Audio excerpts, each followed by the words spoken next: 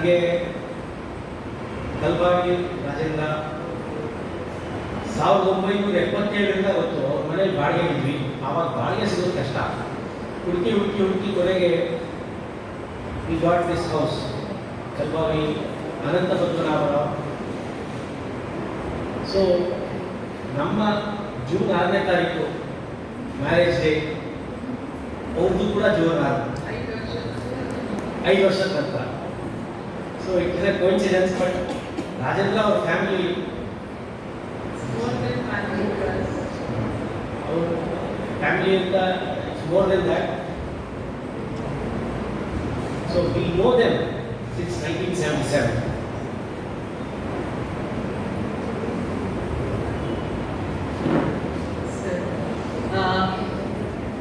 Lata madam ನಾನು ವಿದ್ಯಾಪೀಠದಲ್ಲಿ ಬೆಂಗಳೂರು ಪೂರ್ಣಪ್ರಜ್ಞೆ ವಿದ್ಯಾಪೀಠದಲ್ಲಿ ಯಾವುದೋ ಒಂದು ಕಾರ್ಯಕ್ರಮ ಇದ್ದಾಗ ಅವರು ನನ್ನನ್ನು ಮೀಟ್ ಮಾಡಿದ್ರು, ಮಾತಾಡ್ಸಿದ್ರು, ಸುಮಾರು ಹೊತ್ತು ಮಾತಾಡ್ಸಿದ್ರು. ಸೊ ಅವತ್ತೇ ಇನ್ಫ್ಯಾಕ್ಟ್ ಹೇಳಿದ್ರು ಬನ್ನಿ ಒಂದ್ಸಲ ಮಂಗಳೂರಿಗೆ ಅಂತ. ಸೊ ಇವತ್ತು ಮೆಟೀರಿಯಲೈಸ್ ಆಗಿದೆ. ನಮ್ಮನ್ನ ಇಲ್ಲಿ ಕರೆಸ್ಕೊಂಡು ಈ ರೀತಿ ಗೌರವ ಆದರನ್ನ ತೋರಿಸ್ತಾ ಇರೋ ಸಮತಾ ಮಹಿಳಾ ಬಳಗಕ್ಕೆ ನಮ್ಮ ಹೃತ್ಪೂರ್ವಕ ಧನ್ಯವಾದಗಳು.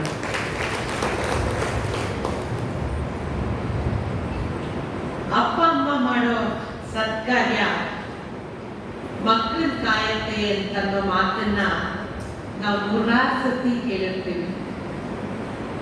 ಆದ್ರೆ ಮಗ ಮಾಡಿರುವಂತ ಸತ್ಕಾರ್ಯ ಅಪ್ಪ ಅಮ್ಮನ ಕಾಯುತ್ತೆ ಅಂತ ಅನ್ನೋದನ್ನ ನಾವು ನೋಡ್ತಿದ್ದೀವಿ, ಅನುಭವಿಸ್ತಾ ಇದ್ದೀವಿ.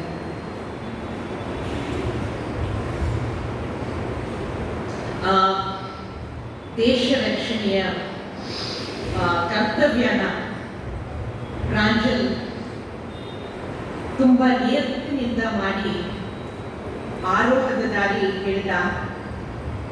ಸೊ ಅವನ ಕರ್ತವ್ಯ ಪರತೆಯ ಫಲ ಅನ್ನೋ ಥರ ಇವತ್ತು ಇಡೀ ಸಮಾಜ ನಮ್ಮನ್ನು ಎತ್ತಿ ಹಿಡಿದಿದೆ.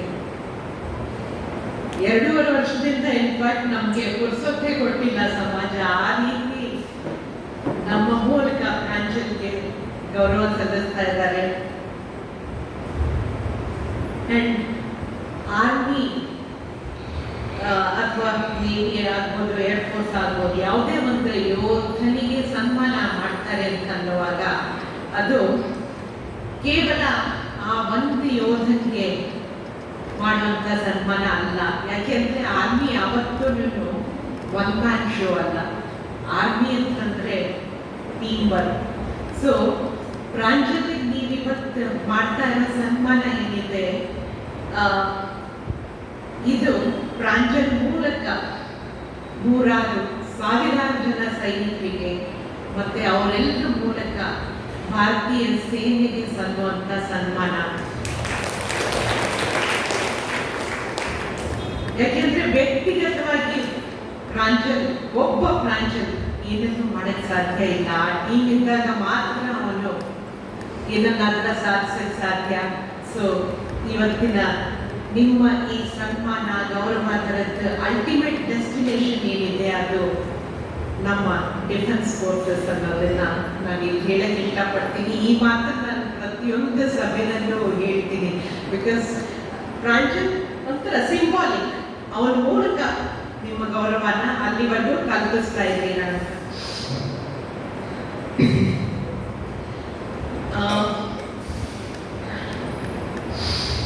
ಇವತ್ತು ಇನ್ಫ್ಯಾಕ್ಟ್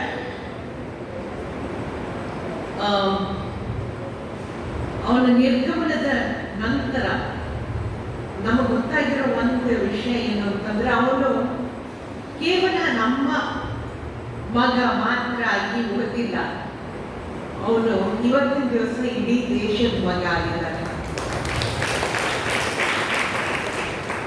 ಈ ಮಾತು ಬರೀ ನನ್ನ ಬಾಯಿಂದ ಬರುವಂತದ್ದಲ್ಲ, ಬರೀ ಬಾಯಿ ಮಾತು ಕೂಡ ಅಲ್ಲ ಅದು. ನೀವೆಲ್ಲರೂ ಕ್ಯಾಪ್ಟನ್ ಮನೋಜ್ ಪಾಂಡೆ ಬಗ್ಗೆ ಕೇಳೇ ಇರ್ತೀರಾ. ಕಾರ್ಗಿಲ್ ಯೋಧ ಅವರು ದೇಶದ ಸರ್ವೋಚ್ಚ ಶೌರ್ಯ ಪ್ರಶಸ್ತಿಯಾದ ಪರಮವೀರ್ ಚಕ್ರ ಅವಾರ್ಡಿಯವರು, ಅವರ ತಂದೆ ಗೋಪಿಕೃಷ್ಣ ಪಾಂಡೆ ಅವರು ಇದೇ ಮಾತನ್ನ ಒಂದು ಸಂದರ್ಭದಲ್ಲಿ ಹೇಳ್ತಾರೆ, my son is no longer mine alone, he belongs to India ಅಂತ. ಸೊ ಅದೇ ರೀತಿ ಇದು ಪ್ರತಿಯೊಂದು ವೀರ ಪರಿವಾರದ ಅನುಭವ ಕೂಡ ಹೌದು, ನಮ್ದು ಕೂಡ ಹೌದು. ಇವತ್ತು ಪ್ರತಿಯೊಬ್ರು ತಮ್ಮ ತಮ್ಮ ಮನೆ ಮಗನ ತರ ಪ್ರಾಂಜಲ್ನ ಟ್ರೀಟ್ ಮಾಡ್ತಾ ಇದ್ದಾರೆ, ಆ ರೀತಿ ಗೌರವ ಆಧಾರಗಳನ್ನ ಅರ್ಪಿಸ್ತಾ ಇದ್ದಾರೆ. ಸೊ ಈಗ ಒಬ್ಬ ವ್ಯಕ್ತಿನ ಈತ ಅಥವಾ ಈಕೆ ಇಂಥವರ ಮಗ ಅಥವಾ ಮಗಳು ಅಂತ ಗುರುತಿಸಿದಾಗ ನಮಗೆ ಖುಷಿ ಆಗತ್ತೆ ನಿಜ. ಆದ್ರೆ ಈ ವ್ಯಕ್ತಿ ಇಂಥವರ ಅಪ್ಪ ಅಥವಾ ಅಮ್ಮ ಅಂತ ಗುರುತಿಸಿದಾಗ ಅದಕ್ಕಿಂತ ಹೆಚ್ಚು ಆನಂದ ಸಿಗತ್ತೆ. ಯಾಕೆಂದ್ರೆ ಮೊದಲನೇದು ಪರಂಪರೆಯ ಬಲದಿಂದ ಸಿಗುವಂತ ಅಸ್ಮಿತೆ.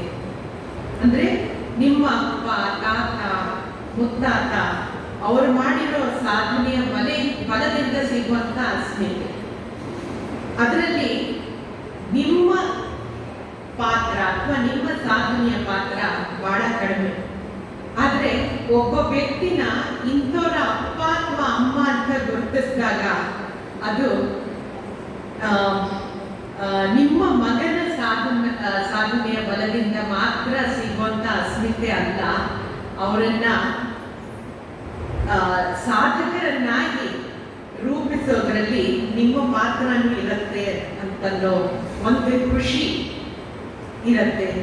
ಸೊ ಇವತ್ತಿನ ದಿವಸ ಪ್ರಾಂಜಲ್ನ ಅಪ್ಪ ಅಮ್ಮ ನಾವು ಅಂತ ಹೇಳ್ಕೊಳ್ಳೋದಕ್ಕೆ ನಿಜವಾಗ್ಲೂ ತುಂಬಾ ತುಂಬಾ ಹೆಮ್ಮೆ ಅನಿಸುತ್ತೆ. ಅಂಡ್ ಆ ಹೆಮ್ಮೆ ಮತ್ತೆ ಆನಂದ ಎರಡನ್ನೂ ಅವನು ನಮಗೆ ಕೊಟ್ಟಿದ್ದಾನೆ ಅಂತ ಅನ್ನೋದನ್ನ ತುಂಬಾ ಖುಷಿಯಿಂದ ಇವತ್ತು ಜ್ಞಾಪಿಸ್ಕೊತೀನಿ. ಬಟ್ ಆ ಹೆಮ್ಮೆ ಆನಂದದ ಜೊತೆ ಅವನು ಕೂಡ ಇಲ್ಲಿದ್ದಿದ್ರೆ, ಅವನೇ ಇಲ್ಲಿ ನಿಂತು ತನ್ನ ಸಾಧನೆ ಬಗ್ಗೆ ನಿಮ್ಮೆಲ್ಲರ ಜೊತೆ ಹಂಚ್ಕೊಂಡಿದ್ದಿದ್ರೆ ಇನ್ನೂ ಚೆನ್ನಾಗಿರೋದು ಅನ್ನೋ ನೋವು ಮಾತ್ರ ಅದು ಇದ್ದಿದ್ದೇನೆ. ಅಂದ್ರೆ ಅದು ನಮ್ಮ ಕೊನೆ ಉಸಿರಿರೋವರೆಗೂ ಆ ನೋವಿರುತ್ತೆ. ಹೆಮ್ಮೆ ಎಷ್ಟೇ ದೊಡ್ಡದಿರ್ಬೋದು, ಅದು ನೋವನ್ನ ಅಳಿಸೋ ಶಕ್ತಿ ಖಂಡಿತ ಹೆಮ್ಮೆಗಿಲ್ಲ. ಸೊ ಯಾವುದೇ ಒಂದು ವೀರ ಪರಿವಾರ ಆದ್ರೂ ಆಯಿತು, ಹೆಮ್ಮೆ ಮತ್ತೆ ನೋವು ಅದೆರಡನ್ನೂ ಒಟ್ಟಿಗೆ ಇಟ್ಕೊಂಡು, ಅಂದ್ರೆ ಒಂದೇ ಕಾಯಿನ್ ಎರಡು ಮುಖ ಅಂತ ನಾವೇನ್ ಹೇಳ್ತೀವಿ, ಹಾಗೆ ಅದೆರಡನ್ನೂ ಇಟ್ಕೊಂಡ ಜೀವನ ನಡೆಸೋದನ್ನ ಪ್ರತಿಯೊಂದು ವೀರ ಪರಿವಾರವನ್ನು ಒಂದು ಕರಗತ ಮಾಡ್ಕೊಂಡಿರುತ್ತೆ. ಈಗ ನೂರಾರು ವೀರ ಪರಿವಾರಗಳ ಜೊತೆ ನಮ್ಮ ಕಾಂಟ್ಯಾಕ್ಟ್ ಇದೆ. ಸೊ ಪ್ರತಿಯೊಂದು ಫ್ಯಾಮಿಲಿಗೂ ಅದೇ ಕತೆ. ಒಂದು ಸಂಪ್ರದಾಯಸ್ಥ ಬ್ರಾಹ್ಮಣ ಕುಟುಂಬದಲ್ಲಿ ಹುಟ್ಟಿದ ಮಗ ಸೇನೆಗೆ ಸೇರಿದ ಅಂತ ಅನ್ನೋದನ್ನ ತುಂಬಾ ಜನ ಬಹಳ ಆಶ್ಚರ್ಯದಿಂದ ನೋಡ್ತಾರೆ.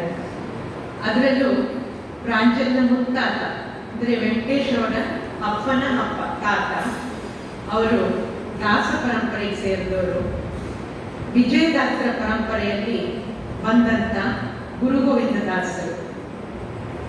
ಒಂಥರ ಆ ರೀತಿ ದಾಸ ದೀಕ್ಷೆ ಸ್ವೀಕರಿಸಿದಂತ ಮಹನೀಯರು ಅವರ ಮನೆ ಕುಡಿಯೊಂದು ಸೇನೆ ಕಡೆ ಮುಖ ಮಾಡ್ತು ಅಂತ ಅನ್ನೋದು ತುಂಬಾ ಅತಿಶಯದ ಮಾತು ಅಂತ ಅನ್ನಿಸುತ್ತೆ. ಎಷ್ಟೊಂದು ಸಲ ಆ ನೋಷನ್ ಜನಕ್ಕೆ ಬರುತ್ತೆ. ಆದ್ರೆ ಸೇನೆಯಲ್ಲಿ ಪ್ರಾಂಜಲ್ನ ಹತ್ರದವ್ರನ್ನ ನಾನು ಸುಮಾರು ಜನನ್ನ ನೋಡಿ ಅದು ಅಷ್ಟು ದೊಡ್ಡ ವಿಷಯ ಅಲ್ಲ, ತುಂಬಾ ಜನ ನಮ್ಮ ಕಮ್ಯುನಿಟಿನವರು ಇದ್ದಾರೆ ಸೇನೆಯಲ್ಲಿ ಅಂತ ಅನ್ನೋದನ್ನ ನನ್ನ ಕಣ್ಣಾರೆ ನೋಡಿದ್ದೀನಿ. ಇಲ್ಲಿ ಇನ್ಫ್ಯಾಕ್ಟ್ ನನ್ನ ತಾತ ಅಪ್ಪನ ಅಪ್ಪ ಕೂಡ 1940s ಅಲ್ಲಿ ಸೇನೆಯಲ್ಲಿ ಇದ್ದವರು, ಇಂಡಿಯನ್ ಪೋಸ್ಟಲ್ ಕೋರ್ ಅಲ್ಲಿ ಇದ್ದವರು. In the thick of world war II ಎಷ್ಟೋ ತಿಂಗಳುಗಳ ಗಟ್ಟಲೆ ಅವರ ವೇರಬೌಟ್ಸ್ ಸಹ ಗೊತ್ತಿರಲಿಲ್ಲ, ಅವ್ರು ಬದುಕಿದ್ದಾರೆ ಇಲ್ವಾ ಅಂತ ಕೂಡ ಗೊತ್ತಿರಲಿಲ್ಲ. ಆ ಟೈಮಲ್ಲಿ ಅವರು ಬರ್ಮಾ, ಸಿಂಗಪೂರ್, ಮಲೆಯ ಆ ಕಡೆ ಪೋಸ್ಟ್ ಆಗಿದ್ರು. ಸೊ ನಮ್ಮ ಕಮ್ಯುನಿಟಿಯಿಂದ ಹೋದವರು ಸಾಕಷ್ಟು ಜನ ಸೇನೆಯಲ್ಲಿ ಇದ್ದಾರೆ. ಏನಂದ್ರೆ ಇಲ್ಲಿ ಈ ವಿಷಯದ ಸ್ಪೆಸಿಫಿಕ್ ಆಗಿ ನಾನು ಯಾತಕ್ಕೆ ಎತ್ತದೆ ಅಂತಂದ್ರೆ, ಜನರಲಿ ನಮ್ಮ ನೋಷನ್ ಏನಿರುತ್ತೆ, ಬಿಕಾಸ್ ನಾವು ವೆಜಿಟೇರಿಯನ್ಸ್ ಆಗಿರೋದ್ರಿಂದ ಸೇನೆಗೆ ಹೋದಾಗ ಕಷ್ಟ ಆಗ್ಬೋದು, ಆ ವೆಜಿಟೇರಿಯನಿಸಮ್ ಬಿಡಬೇಕಾಗತ್ತೆ ಅನ್ನೋ ಅನುಮಾನ ಸಾಕಷ್ಟು ಜನರಲ್ಲಿರುತ್ತೆ. ಬಟ್ ಡೆಫಿನೆಟ್ಲಿ ಆ ವಿಷಯದಲ್ಲಿ ಯಾರನ್ನೂ ಹೆದರ್ಕೋಬೇಕಾಗಿಲ್ಲ. ನಿಮ್ಮದೇ ಮನೆಗಳಲ್ಲಿ ಯಾರಾದ್ರ ಆರ್ಮಿಗೆ ಹೋಗ್ಬೇಕು ಅಂತಂದ್ರೂ ಖಂಡಿತ ಅವರ ಅಂದ್ರೆ ವೆಜಿಟೇರಿಯನಿಸಮ್ನ ಉಳಿಸ್ಕೊಂಡು ಸಹ ಆರ್ಮಿನಲ್ಲಿ ಅವರು ಸರ್ವಿಸ್ ಮಾಡ್ಬೋದು ಅಂತನ್ನೋದನ್ನ ನಾನು ಕಣ್ಣಾರೆ ನೋಡಿದ್ದೀನಿ. ಅದೊಂದು ಮಾತನ್ನ ಹೇಳ್ತೀನಿ. ಅವ್ರ ಮಗ ಕೂಡ ನೇವಿನಲ್ಲೇ ಇದ್ದಾರೆ, ಮಗ ಸೊಸೆ ಇಬ್ರು ಕೂಡ. ಸೊ ಅದೊಂದು ಮಾತು, ಯಾಕೆಂದ್ರೆ ಆ ಮಿಸ್ಕಾನ್ಸೆಪ್ಷನ್ ತುಂಬಾ ಜನಕ್ಕಿದೆ. ಅಲ್ಲಿ ಹೋದಾಗ ಬಿಟ್ಬಿಡ್ಬೇಕಾಗತ್ತೆ, ಏನ್ ಸಿಕ್ಕಿದ್ರು ತಿನ್ಬೇಕಾಗತ್ತೆ ಅಂತ. ಇನ್ಫ್ಯಾಕ್ಟ್ ನಾನು ಇಲ್ಲಿ ಒಂದು ಮಾತನ್ನ ಹೇಳಕ್ ಇಷ್ಟಪಡ್ತೀನಿ. ಒಂದು ಕಂಪನಿ ಅಂತಂದ್ರೆ ಸಾಧಾರಣ ಒಂದು 40ರಿಂದ 45 ಜನ ಇರುವಂತ ಒಂದು ಗ್ರೂಪ್ ಪ್ರಾಂಶುದ್ಧ ಕಂಪನಿಯಲ್ಲಿ ಸುಮಾರು ಆ 40-45 ಜನದ ಮಧ್ಯೆ 13 ಜನ ಪ್ಯೂರ್ ವೆಜಿಟೇರಿಯನ್ಸ್ ಇದ್ರು ಅವ್ರ ಜೊತೆ. ಅದರಲ್ಲಿ ಇನ್ಫ್ಯಾಕ್ಟ್ ಹೇಗಾಗೋದು ಅಂತಂದ್ರೆ ಸಿಕ್ಕಾಪಟ್ಟೆ ಇಂಟೆನ್ಸ್ ಫಿಸಿಕಲ್ ಆಕ್ಟಿವಿಟಿ ಇರುತ್ತೆ ಅವ್ರಿಗೆ. ಅಂದ್ರೆ ಒಂದ್ಸಲ ರನ್ ಬ್ಯಾಕ್ ಮಾಡಬೇಕು ಅಂತ ಅನ್ನೋದಾದ್ರೆ ಸುಮಾರು 60 ಕಿಲೋಮೀಟರ್ ಅವರು ರಾತ್ರಿ ಅಂದ್ರೆ ಪೂರ್ತಿ ಕತ್ತಲಲ್ಲಿ ಬೆಟ್ಟ ಗುಡ್ಡಗಳ ಮಧ್ಯೆ ಟಾರ್ಚ್ ಇಲ್ಲದೆ, ಮ್ಯಾಪ್ ಇಲ್ಲದೆ, ಅಂದ್ರೆ GPS ಇಲ್ಲದೆ ಅವರು ಓಡ್ಕೊಂಡು ಬರ್ಬೇಕು. ಆ ತರ very intense physical activity with 25 kgs battle load. ಆ ಥರ ಮಾಡೋ ಆಕ್ಟಿವಿಟೀಸ್, ಇಂಟೆನ್ಸ್ ಫಿಸಿಕಲ್ ಆಕ್ಟಿವಿಟಿ ಇರುವಾಗಲೂ ಆಕ್ಚುಲಿ ಅವನ ಕಂಪನಿನಲ್ಲಿ ಏನಾಯ್ತು ಅಂತಂದ್ರೆ ಈ 13 ಜನ ವೆಜಿಟೇರಿಯನ್ಸ್ ಯಾರಿದ್ರು ಅವ್ರು ಯಾವತ್ತೂ ಸಹ ತಲೆ ಸುತ್ತಿ ಬೀಳೋದಾಗ್ಲಿ ಕೊಲಾಪ್ಸ್ ಆಗೋದಾಗ್ಲಿ ಆಗ್ಲೇ ಇಲ್ಲ. ಆ 13 ಜನಕ್ಕೆ ಮಾತ್ರನೇ ಆ ರೀತಿ ಆಗಿತ್ತು. ಸೊ ಏನಂದ್ರೆ ಆರ್ಮಿಗಳು ಒಂದನ್ನ ಎನ್ಶೋರ್ ಮಾಡ್ತಾರೆ, ಪ್ರೋಟೀನ್ ಇಂಟೇಕ್ ಸ್ಪೆಷಲಿ ವೆಜಿಟೇರಿಯನ್ಸ್ಗೆ ತುಂಬಾ ಕರೆಕ್ಟ್ ಆಗಿ ಇರಬೇಕು. ಅವ್ರು ಬೇರೆ ಎಲ್ಲ ತಿಂದೇ ಇರೋದ್ರಿಂದ ಅಂತ ಅಂದ್ಬಿಟ್ಟು ಸೋಯಾ ಚಂಕ್ಸ್ ಮತ್ತೆ ಪನ್ನೀರು ಅವೆರಡನ್ನ ತುಂಬಾ ರೆಗ್ಯುಲರ್ಲಿ ಅವ್ರು ತಗೊಳ್ತಾ ಇದ್ದಾರೆ ಅಂತ ಅನ್ನೋದನ್ನ ಎನ್ಶೋರ್ ಮಾಡ್ಕೊಳ್ತಾರೆ. ಅಂದ್ರೆ ಅದನ್ನ ಕಂಪಲ್ಸರಿಗೆ ತಗೋಬೇಕು. ನೀವು ನೋಡಿದಂಗೆ ನಾರ್ಮಲ್ ಫುಡ್ ತಗೊಂಡು ನಡೆಸ್ತಾರೆ. ಸೊ ಇದೊಂದು ಮಾತನ್ನ ನಾನು ಹೇಳಲೇಬೇಕಾಗಿತ್ತು, ಏಕೆಂದ್ರೆ ಆ ಮಿಸ್ಕನ್ಸೆಪ್ಷನ್ ತುಂಬಾ ಕಾಣುತ್ತೆ. ಅದರ್ವೈಸ್ ಅಂದ್ರೆ ಆರ್ಮಿ ಮಾತಾಡುವಾಗ ಜಾತಿ ಪಟ್ಟಿನ ತರೋದಿಕ್ಕೆ ಇಷ್ಟ ಇರಲಿಲ್ಲ. ಬಟ್ ಇದೊಂದೇ ಒಂದು ಕಾರಣಕ್ಕೋಸ್ಕರ ನಾನು ಹೇಳ್ತೀನಿ. ಮತ್ತೆ ನಾವು ಈ 2.5 ವರ್ಷ ಎಷ್ಟೊಂದು ಅಂದ್ರೆ ಇದುವರೆಗೂ ಆಲ್ಮೋಸ್ಟ್ 1000 ಫಂಕ್ಷನ್ಸ್ ಅಲ್ಲಿ ಹೋಗಿದ್ದೀವಿ ಅಂತಾನೆ ಹೇಳ್ಬೋದು. ಸೊ ಪ್ರತಿ ಫಂಕ್ಷನ್ ನಾವು ಅಟೆಂಡ್ ಮಾಡುವಾಗ್ಲೂ ಇನ್ಫ್ಯಾಕ್ಟ್ ಹೇಗೆ ಅಂದ್ರೆ ಎಷ್ಟು ಗ್ರಾಟಿಟ್ಯೂಡ್ ಇಟ್ಕೊಂಡು ಬಂದಿರ್ತಾರೆ ಜನ ಅಂತಂದ್ರೆ ನಿಜವಾಗ್ಲೂ. ಅಂದ್ರೆ ಪ್ರಾಂಜಲ್ದೆ ಯಾವುದೋ ಒಂದು ಫೋಟೋ ಇಟ್ಕೊಂಡು ಅದ್ರದ್ದು ಪೇಂಟಿಂಗ್ ಮಾಡ್ಕೊಂಡು ಬರೋದು, ಅಥವಾ ಪ್ರಾಂಜಲ್ ಬಗ್ಗೆ ಪದ್ಯಗಳನ್ನು ಬರೆಯೋದು, ಅಥವಾ ಹಾಡು ಹೇಳಿ ಪ್ರೆಸೆಂಟ್ ಮಾಡೋದು, ಅಥವಾ ನಮ್ಮದೇ ಫ್ಯಾಮಿಲಿಯಿಂದ ನಾವು ನೋಡಿದ್ದೀವಿ ಅಂದ್ರೆ ಅವ್ರ ಹೆಸರಲ್ಲಿ ಯಾವುದೋ ಒಂದು ಪರ್ಫ್ಯೂಮ್ ಆ ಥರ ಒಂಥರ ಆ ಗ್ರಾಟಿಟ್ಯೂಡ್ನ ನೂರಾರು ರೀತಿಯಲ್ಲಿ ಜನ ಎಕ್ಸ್ಪ್ರೆಸ್ ಮಾಡ್ತಾರೆ. ಎಕ್ಸ್ಪ್ರೆಸ್ ಮಾಡೋದಷ್ಟೇ ಅಲ್ಲ, ನಾವು ಚಿರಋಣಿಗಳಾಗಿದ್ದೀವಿ ನಮ್ಮ ಸೋಲ್ಜರ್ಸ್ಗೆ, ಪ್ರಾಂಜಲ್ಗೆ ಅಂತ ಅನ್ನೋದನ್ನ ಚಿರಋಣಿಗಳಾಗಿದ್ದೀವಿ. ಅದೆಷ್ಟು ಲಕ್ಷಾಂತರ ಸಲ ನಾವು ಕೇಳ್ಬಿಟ್ಟಿದ್ದೀವೋ ಆ ಮಾತನ್ನ ಇದುವರೆಗೂ. ಸೊ ಹೇಗೆ ಅಂದ್ರೆ ಜನದ ಮನಸ್ಸಲ್ಲಿ ಗ್ರಾಟಿಟ್ಯೂಡ್ ಅಷ್ಟೊಂದಿರುತ್ತೆ. ಸೊ ನನ್ಗೆ ಇಲ್ಲಿ ಒಂದು ಮಾತು ಶಿವರುದ್ರಪ್ಪ ಅವರು ಹೇಳಿರೋದು ತುಂಬಾ ಜ್ಞಾಪಕ ಬರುತ್ತೆ. ಎನಿದ್ದು ಜನ್ಮದಲ್ಲಿ ಎನಿದ್ದು ಜೀವನಿಗೆ ಎನಿದ್ದು ನಾವು ಋಣಿಯೋ, ತಿಳಿದು ನೋಡಿದರೆ ಬಾಳು ಎಂಬುದಿದ್ದು ಋಣದ ರತ್ನ ಕಣಿಯೋ ಅಂತ. ಸೊ ನಾನು ಇಲ್ಲಿ ಏನಂತ ಹೇಳಕ್ಕೆ ಇಷ್ಟಪಡ್ತೀನಿ ಅಂತಂದ್ರೆ, ಜನ ಏನೋ ಅಷ್ಟೊಂದು ಹೇಳ್ತಾರೆ ನಾವು ಇಷ್ಟೊಂದು ಋಣಿಗಳಾಗಿದ್ದೀವಿ ಅವನಿಗೆ ಅಂತ. ಆದ್ರೆ ನನಗನ್ಸೋದು ಏನು ಅಂತಂದ್ರೆ, ಆ ಒಂದು ಜೀವ ತನ್ನ ರಕ್ತ, ತನ್ನ ಪ್ರಾಣ ಎಲ್ಲಾನು ಕೊಟ್ಟು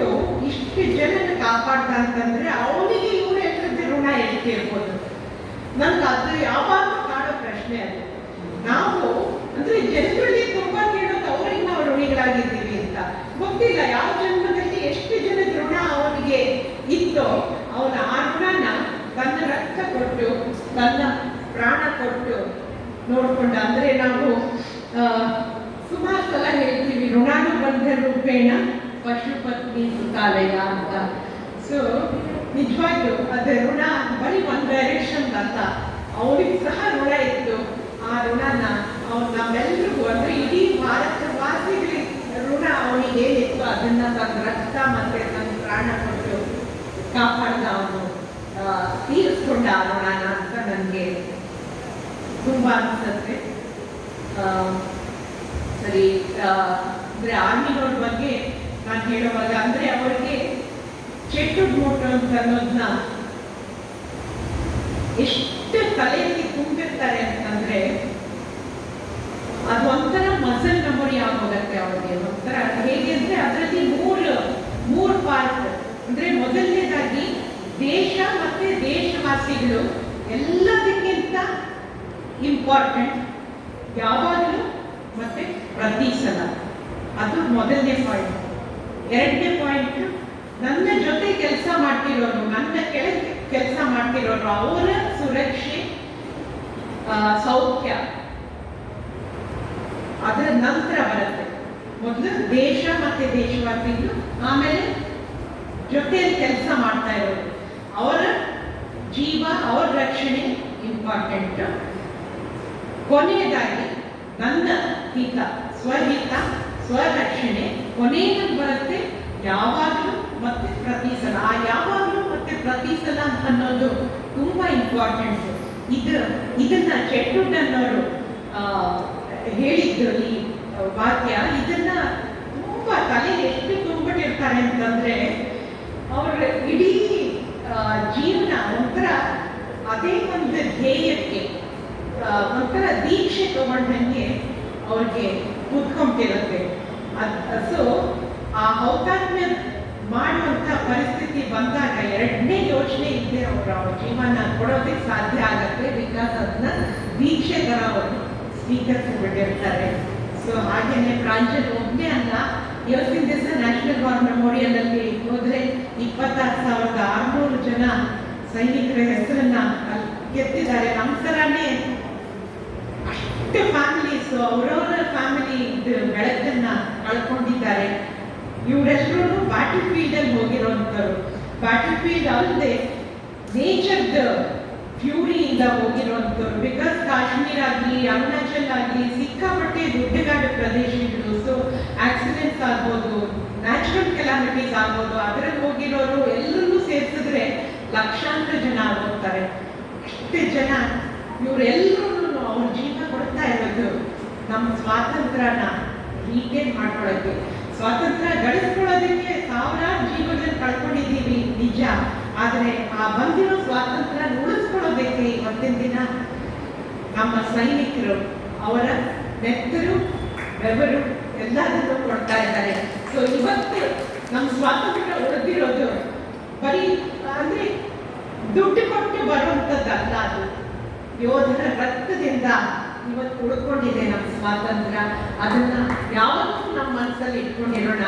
ಅಂಡ್ ಪ್ರತಿದಿನ ನಾವು ದೇವರಿಗೆ ಹೇಗೆ ನಮಸ್ಕಾರ ಹಾಕೋದನ್ನ ಮರೆಯೋದಿಲ್ವೋ, ಒಂದು ಸಣ್ಣ ಗ್ರಾಟಿಟ್ಯೂಡ್ ಅಲ್ಲಿ ನಿಂತು ತಮ್ಮವರೆಲ್ಲರಿಂದ ದೂರ ಇದ್ದು ಅಷ್ಟು ದೂರದ ಪ್ರದೇಶದಲ್ಲಿ ನಿಂತು ನೇಚರ್ದ ಫ್ಯೂರಿನ ತಡ್ಕೊಂಡು, ಶತ್ರುಗಳ ಫ್ಯೂರಿನ ತಡ್ಕೊಂಡು ನಿಂತಿದ್ದಾರಲ್ಲ, ಅವರಿಗೆ ಒಳ್ಳೇದು ಮಾಡುವಂತ ದೇವರಿಗೆ ಒಂದು ಪ್ರೇಯರ್ ಪ್ರತಿದಿನ ಕೇಳ್ಕೊಂಡ್ರೆ ಅವರನ್ನ ನಮ್ಮ ಜೀವನದ ಒಂದು ಭಾಗ, ಒಂದಷ್ಟು ಸಮಯನ ನಮ್ಮ ಸೈನಿಕರಿಗೆ ಮೀಸಲಿಟ್ರೆ ತುಂಬಾ ಚೆನ್ನಾಗಿರುತ್ತೆ ಅಂತ ಹೇಳ್ತಾ